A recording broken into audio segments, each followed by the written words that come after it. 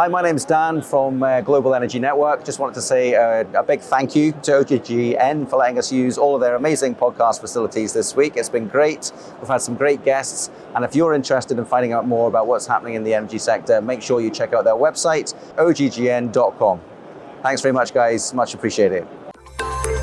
This is a Global Energy Network podcast. So welcome to the Global Energy Network Amplify podcast. My name is Kwasi Senya, Director, Africa for the Global Energy Network.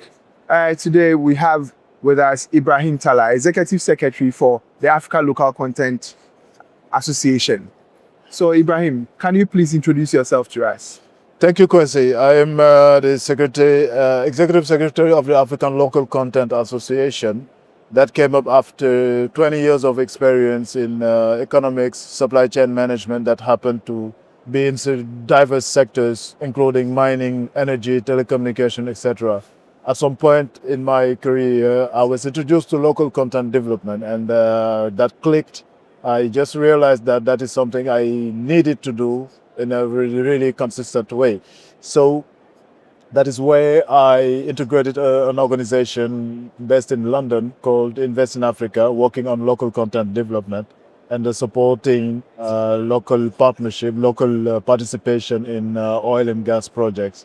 I did that, and I'm still engaged with that organization, but at some point it made sense to establish a continental platform for collaboration among local content setups across African countries. So that is where we came up with the idea of the African Local Content Association. That is an association that federates all the local content associations per country, promotes cross-border partnerships, exchange of experience among the local content regulators, and also collecting, analyzing, publishing, gathering data around local content performance. So in a nutshell, that's who I am and what we are building now. All right, thank you very much. So you talked about a federation for local content associations. I know, for instance, that a lot of the times in all the countries, you have the government leading local content. So how easy is it to kind of get local content together in its current state as African Local Content Association?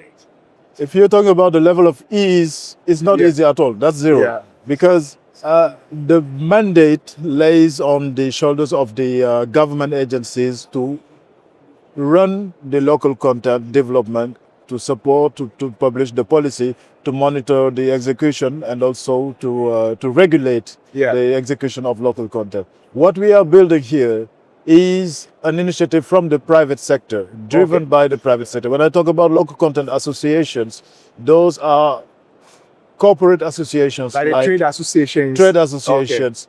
For instance, our main association, our first member is the Petroleum Technology Association of Nigeria, that is gathering more than 100 companies working in oilfield services that are operators also and service providers. So we don't claim the mandate from the government. We believe that the government should do the regulation, the policy making, and the surveillance, etc. But we have our contribution as the private sector actors to make within to the government. And another point is that at the continental level, there is no unified voice around local content. We have seen some tentatives under the African Petroleum Producers Organization, APO, that is trying to federate the local content regulators, but that is going to be limited to countries members of APO. You know, those are 15 countries. And what we want to build here is continental, and it does not have to be only limited to oil and gas. Local content is a matter of economy at large and should not be limited just to one sector, because one sector cannot sustain the development of a whole country. So, in a nutshell, we are not trying to substitute to the regulators, but we are offering support to the regulators, showing them how it's done in the other areas, how they can better get inspired into through the best practices. And also we are building a continental forum for the local content regulators where they can meet regularly, either online or in person. And for the record also, the local content regulators in Africa have a seat on our board of directors. They are sitting also at our General Assembly as observer members. So I get it. So from the regulator side, it's more like a top-down, and from the association side is from bottom-up. Bottom-up. So in terms of regulatory policies that have been laid out and measurements that are being looked out for, oftentimes they are not one that you can say that this is working or that is not working. But if your association comes in, that will be able to provide proper data to the regulatory bodies to let them know that, no, this law is not working.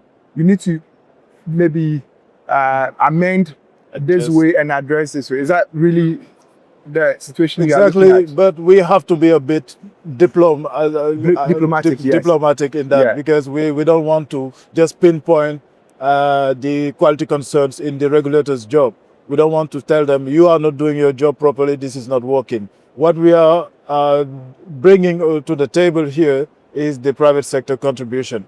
Let's say for the local content to work, we need policies that are aligned with the local capabilities. Okay. Instead of telling them what you are enforcing is not feasible, we give them the tools to have better clarity on the capabilities of their local private sector. Another point is that the local private sector in nascent oil producing companies, for example, need to access cross-border partnerships with foreign companies. We are advocating for intra-African partnerships in a priority. Instead of pushing for regulation to promote those type of partnerships, we bring a database of companies that would be eager to enter each African countries. Shall they be from Nigeria, Angola, Ghana, Egypt, Morocco, you name it. Those companies have the experience, they have the technicity, they are compliant, and they are eager to enter new markets. And from the other perspective, they have already outgrown their native markets, so they need to go out. And that is the next step of local content development. If you look at Nigeria right now, we can say that the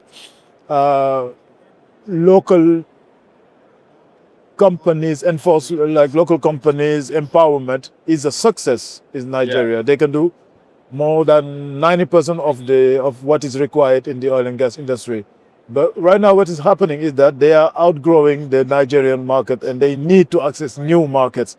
But guess what? When they try to access Cote d'Ivoire, they are confronted to the same local content regulation that says, okay, you need to have a local partner to register locally, give the local partner 51% of the shares, etc., and so on and so forth. So so the local content regulations start being non-tax barriers, you see, and that blocks the spirit of integration that is bared by the African Union through the African Continental Free Trade Agreement. So what we don't want to pinpoint the quality concerns, saying them, okay, this is an issue, but we want to bring to the surface all the solutions, so it becomes obvious to everyone that we need to open borders. We need to consider that we have capabilities and the skills in the continent we need to put at work to retain value within the continent. So I think that's a very good point, because I know, for instance, there were situations in the past where maybe a company will be doing so well in one country, and they are accessing an opportunity in another country within Africa, but they cannot go with the skills that they have built up in that country to the other country, but they have to now go and start afresh. Exactly. So when that happens, it's like all the gains that are being made are going to be lost. So it brings me to an important question that I wanted to ask you earlier. So if you look at supply chain, like global supply chain players, a lot of them are smaller, similar to the scenario that I gave. how are you going to assist, the association going to assist those global supply chain players who are doing tremendous work in Africa to gravitate around or navigate around this whole challenge of fragmented local content? First, how we are supporting those global supply chain actors is through clarity. Yeah. Because most of the time you can receive requests from a company from Aberdeen or from you somewhere else in Europe asking about the local content regulation in Angola or in Namibia or in Ghana because they don't have an insider in that country. Yeah. The problem with the information in Africa, Yeah. and it's a tragedy. If you don't know someone there, you cannot access the information. Yeah. So the first value we are bringing to those supply chain actors is to bring the information at the surface. Sure. So it is accessible. At least they know what is required. Okay? And then on top of that, we have deployed a platform that is called the African Content Digital Hub. Yeah. That's the platform we are deploying continually in each country where we have an active member, and that is operated by our local members. Yeah. And that platform gathers the list of the local companies that are interested into our programs, allows them to have access to tenders, trainings, matchmaking, etc. But also gives them opportunities in other markets where Sure.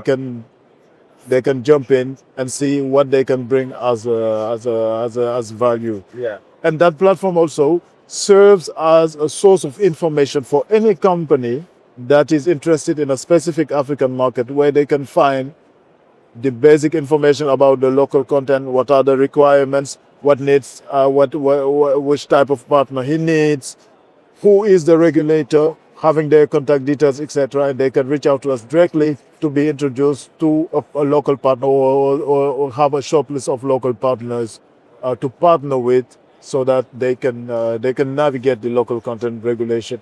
And I think that is what we can do so far. But through the data we collect, we remember I talked about the local content regulators forum. Yeah. That forum will help us disseminate the information that this is what is happening and here are the missed opportunities. So let us harmonize the local content policies across the continent so that we can still play the same game by the same rules and it can make sense. You know, we can have we can tackle this challenge at the continental level. Otherwise, each country is going to work in a silo and blocking the others from entering and blocking their own from going out. We need to change the lenses in order to see that under that perspective. Yeah, I think it's very laudable, but the challenge is that a lot of the times for resource-rich countries, or when countries make discoveries of natural resources of this nature, the challenge that comes up is promises that are made to the local people. So if promises have been made to the local people that you are going to get jobs, but it turns out that because of African content, other African people are going to be coming in to do some of the jobs and all that. Wouldn't we be having what is happening in South Africa resurfacing in other parts of the African countries? Yes. In terms of local content management or in terms of project management, we have best practices. One of the best practices I like the most is what we call managing expectation. I think we should be really careful about the promises we make to the populations.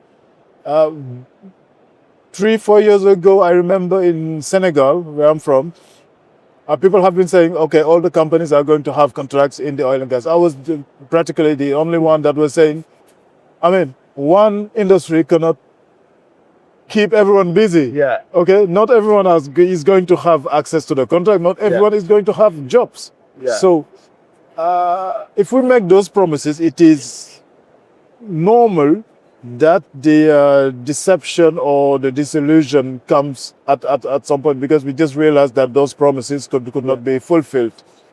I think it should be approached in a really mathematical way. In a sense, if we have resources and we can anticipate on the opportunities that will devolve from from all the investment that are going to make, we should be able to quantify it and identify the needs. How many engineers do we need? How many technicians? How many service providers? How many cleaners? How many transportation companies? How many trucks, etc., etc., so that we can have a forecast of the needs and have a clear communication with the people. This is what is coming up, and only the most performing people will have access to it. And so that not all the people, everyone will not put all their hopes on one sector, and that is going to avoid people running away from the other sectors and rushing into the oil and gas industry. And I think that is one of the symptoms of the Dutch disease, which is neglecting other sectors to rush into one sector, and that's not something we want. So the problem with that is it's not really politically sexy to keep that narrative, because people, they and they are right about that, they correlate resources, oil resources, hydrocarbons, with money. Yes. Plenty of money for everyone to share. But the reality is that it's not going to happen that way. And the government needs strategy, the private sector needs strategy, the workforce association needs strategy, the operators need strategy, so that everyone can benefit from it. Even if you don't have a contract directly in the oil and gas, or you are not employed directly, there's a way that you could benefit from it directly, and people should just stop making those bold promises without any foundation. Yeah, and but that's a very good point. But if you take LI 2204 for instance, if you take the LI 2204, that's a Ghana local content law, which I believe is same with the Nigerian national NOGIC Act. The NOGIC Act. There is a component in about public education. Yeah. Public education. So though they have been political promises and all that, how is ALCA, for instance, going to leverage on such provisions in the various local content regulations to provide education? Maybe work up with the what do you call them? The think tanks, to provide credible education to the people, so they begin to understand the essence of having this kind of collaborative effort, the federation that you're talking about. Because if activities in, for instance, Ghana are on the low side, and there are people that are trained technicians, trained engineers who are not getting any jobs to do, but there is a discovery in, let's say, Liberia, and they have lower scale, and they need people there, it's going to be the same people that are going to move across to that place. So how are you going to kind of use these realities to provide tangible education that the people would get to understand that it is important that we look at this all Africa form of local content and just look at it from silo approaches, which would get a lot of people unemployed? Because if activities go down, it's like oil prices plummeting. When it does happen, people are going to lose their jobs. Sure. But if there are opportunities elsewhere that they can be sent to, they will still maintain their jobs. So how are you going to kind of look at it that way to make sure that it strengthens the whole focus of ALCA? Absolutely. So we intend to bring that contribution through the African Local Content Regulators Forum. By sharing data we are going to discover through our operations. And yesterday I was on a panel of the Africa Energy Forum, and what I was saying is that local content does not need to be enforced, because if it makes business sense, it delivers naturally. People follow that.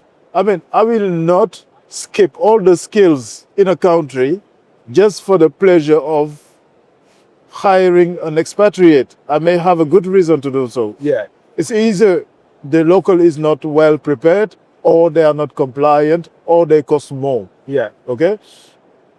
A few months ago, I was in Namibia and I met with two Senegalese engineers that were trained in Senegal by the National Oil and Gas Academy Institute, INPG, Yeah. that started working in Senegal during the development phase. Yeah. So they caught up like 2 years before the first oil and first gas.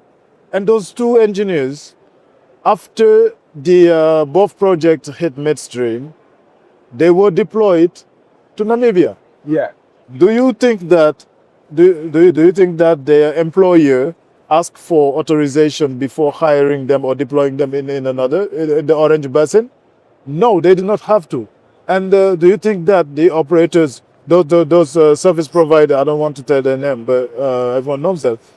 Do you think that they did not have any other choice?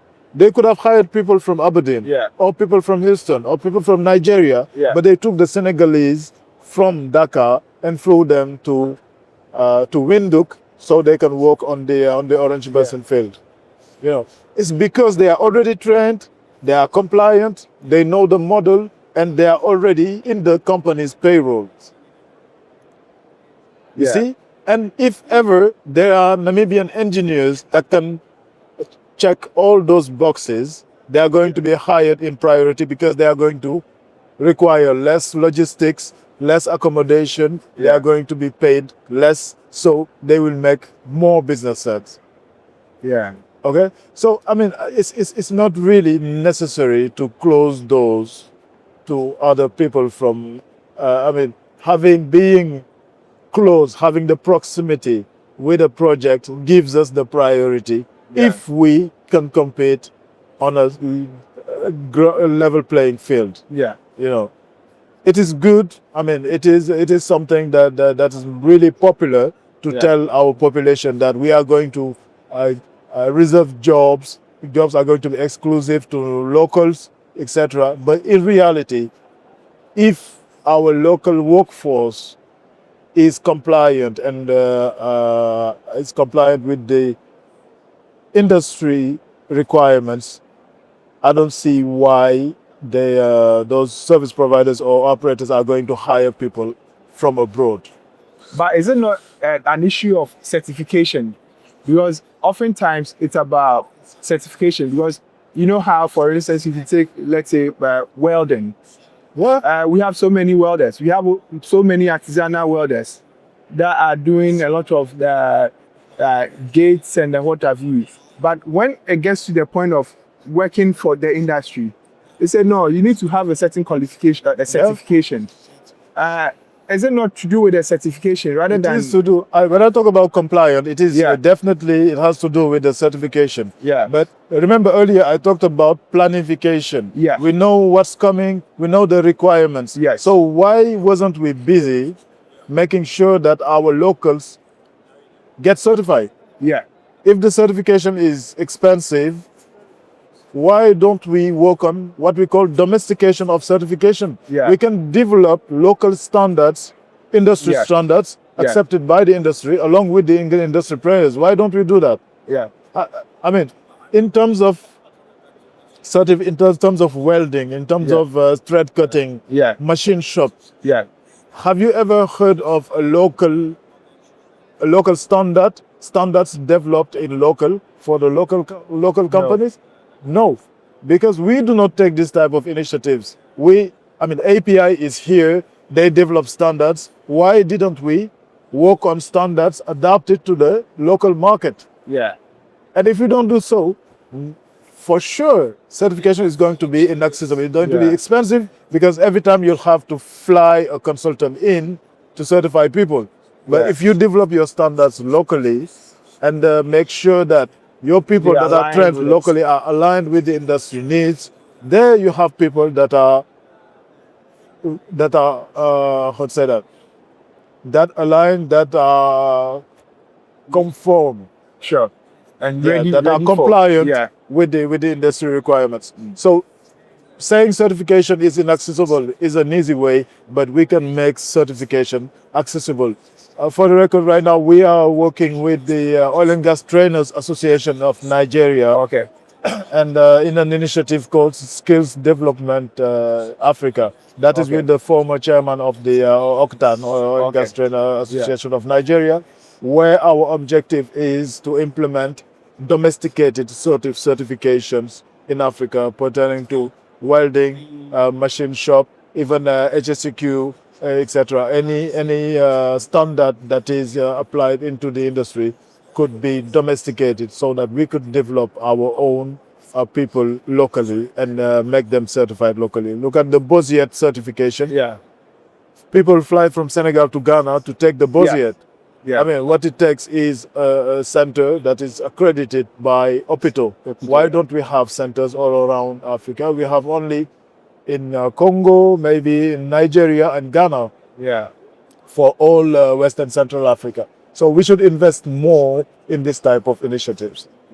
Yeah, because we're talking about certifications, because it's something that is very critical. Because I remember some few years ago, we were engaging with the Canadian Welding Bureau.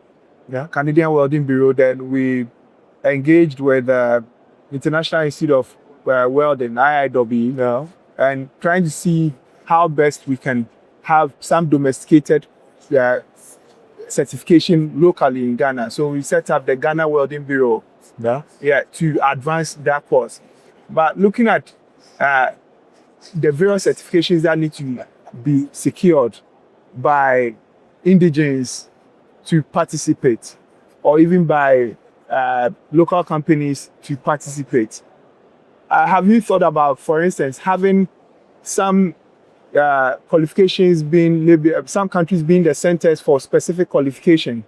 So let's say if you take Nigeria will probably be the center for welding. Ghana will be the center for maybe pipe fitting. Senegal will be the center for something else. So it makes it easier for the understanding of even the locals that if we are having Nigerians come here, it's because they have the center there, and we are even using that to train our people too as well. Is that not something that could help Definitely. to a greater extent for the populace to understand that we are doing this together and not in silos, as we call it? Because it's very expensive for one country to say that they are doing all the certifications in their country.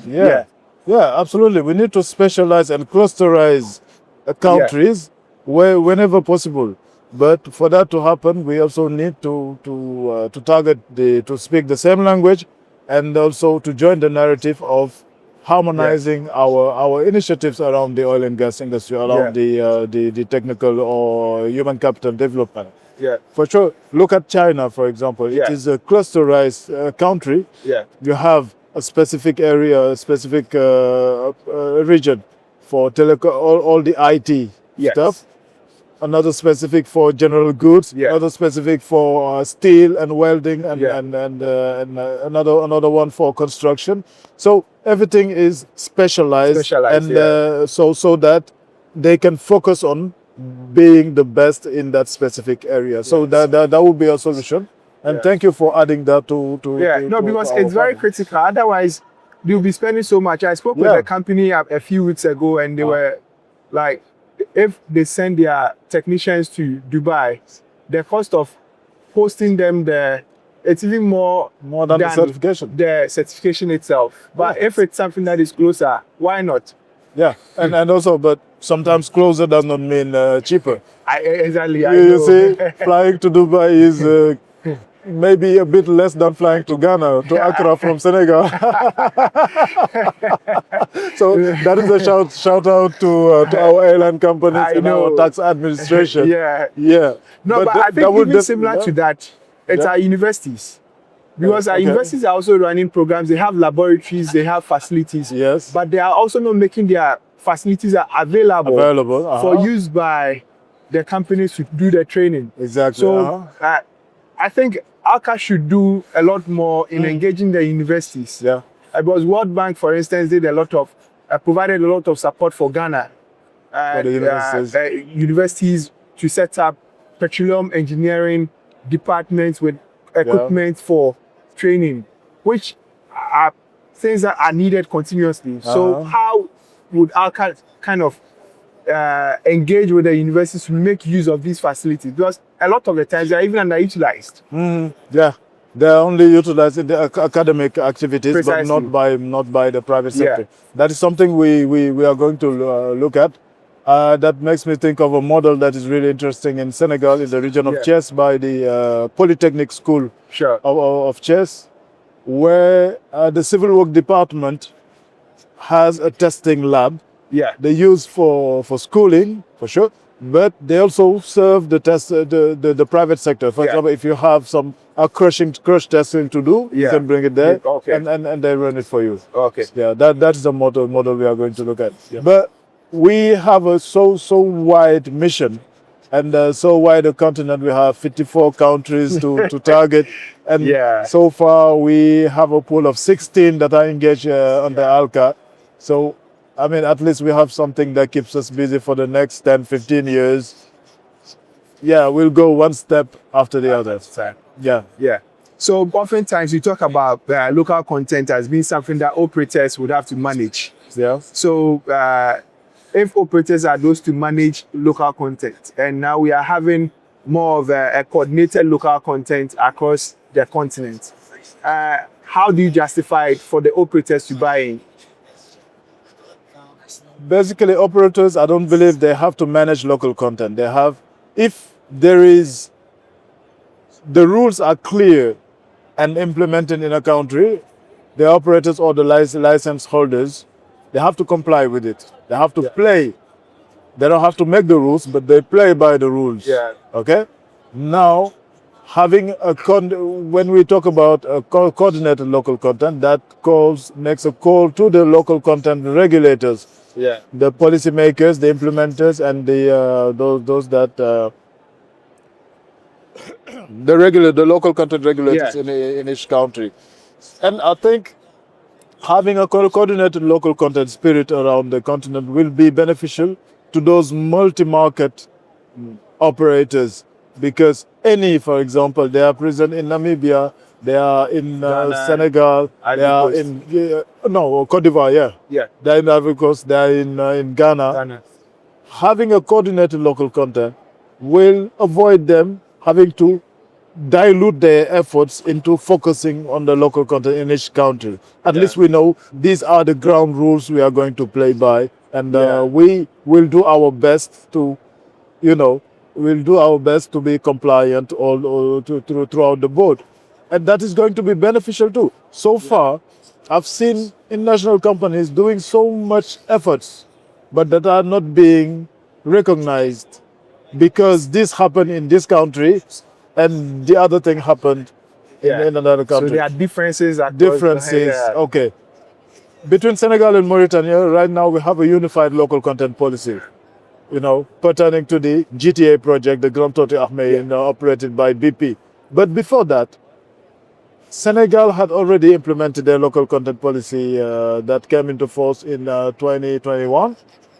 And at that time, Mauritania had not yet.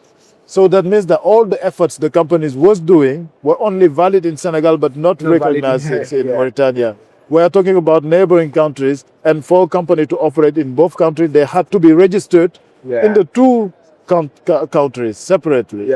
That's a hurdle. When I talk about that company that moved their engineers from Senegal to Namibia, those employees are Senegalese, but the project they've been working on in Senegal is closed. So that means that they will not be accounted for local content effort for being hired. Even in Namibia, those are not Namibians. So hiring those people will bring no incentive. So having a coordinated local content approach will help the operators and those multi-market companies that intervene in the several markets be recognized honestly at the level of their engagement. Then that's what we believe. So I don't think it's going to be a hurdle for the national companies to comply, but it's going to be easier for them to be compliant with one spirit around local content. So we are the host for the Wider Africa Energy Summit. Yes. And our main focus has been on the supply chain and how we are able to integrate local content, make local content workable. I'm sure you know a bit about the Wider Africa Energy Summit. So what do you think we can do to advance the cause of local content in Africa? It's through information. I believe that we are facing all these challenges because the information is not available. As I say, most of the regulators, they publish their local content policies, but it is limited to a certain to a certain public. Yeah. It's not accessible, widely accessible. So what we can do is gather, aggregate all those information and make it available on the same platform so that any would become a one-stop shop for sourcing information. Because before complying, before working on building on something, you need to be to know about that thing, have all the details about it. So that's our first contribution is going to be communication through the local content policy and the variation. Even if those are not aligned, even if we have fragmented local content setups. The other point is lobbying. I'm going to use the term lobbying, trying to influence the regulators towards this harmonization. Sure. And again, when we talk about harmonization, those regulators think that we are trying them to standardize. It's not. Yeah. We believe that each country has its specifics, and that harmonizing means that it's possible for us to dance to the same music, but not forcing us to wear the same type of shoes, or having the same head, or the same moves. You know, so harmonization means that being compliant with local content in Cote d'Ivoire would not block or slow my operations in Ghana or in Nigeria, you know. So that is something we are going to work on. So, and through the African Local Content Forum, we believe that the local content regulators are going to be really attentive to that support we are providing.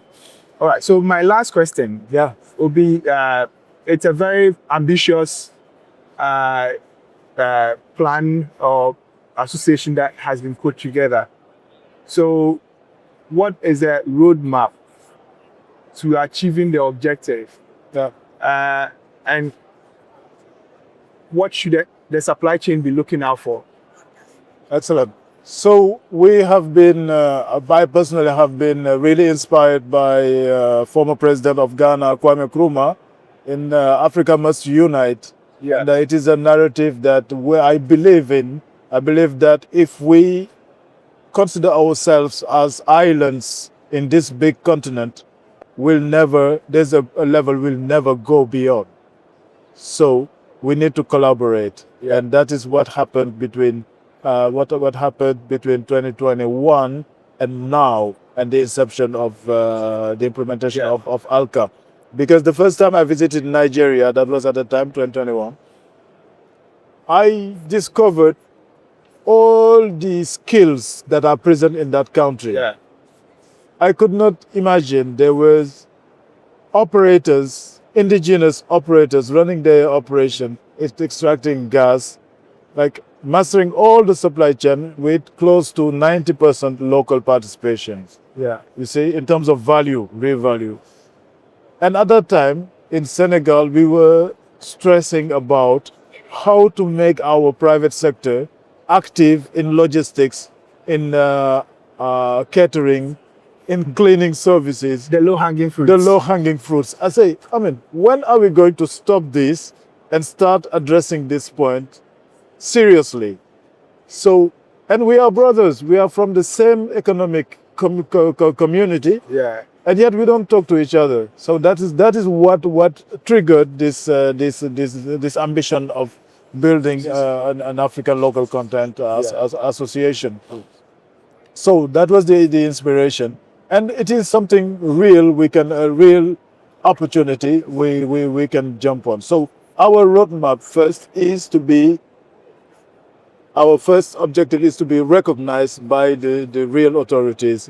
In each country, we have passed our first milestone, that is the official registration in Nigeria. Now we are registered officially as a incorporated trustee in Nigeria, and we act as a non-profit organization. Our next milestone is going to be recognition by the African Union after we onboard more than 20 countries. Okay. So far, we have started with 16, more than 20 countries. And in the meantime, we are also unrolling our plan to deploy our digital platform. We are going to start with Gabon, because Gabon is a member. We have the CEPAC, that is the local content association, trade association in Gabon, that is member, that is really active. We are going to start deploying the platform with them. And our objective is to have the platform deployed in as many countries as much members we have, as many members we will have. So those are our next targets. And if we succeed gathering all the local content regulators around the same table regularly, not just once a year, but at least meeting online every quarter and having a big gathering at the end of each year, that would be a good thing to have. But right now, what we are looking for is deployment of our platform to the maximum of countries engaged with us, and also recognition at the African Union, because we have a 54 country continent. Yes. We cannot play a small game. Exactly. We have to go big, and we are ready for that. Yeah. So from our side, as Global Energy Network, we also run a network or community called the Network that has a growing number of supply chain companies that are looking for opportunities across Africa.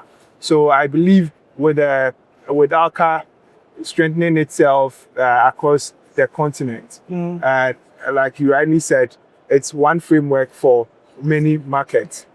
It will be important that we do a lot of work together, so our members can be able to connect with ALCA and member countries to be able to deploy their services. Absolutely. And also provide technology transfer and training. Because a lot of the times it's about the training that and the technology that is needed locally to advance the cause. And if the partnerships are well done, both partners or both parties are going to benefit from it. Yeah, so I think it's good having you. Thank you. Thank you very much. Thank you very much, Kwasi. For coming on this show. Thank you very much. Thank you very much for joining us. Thank you.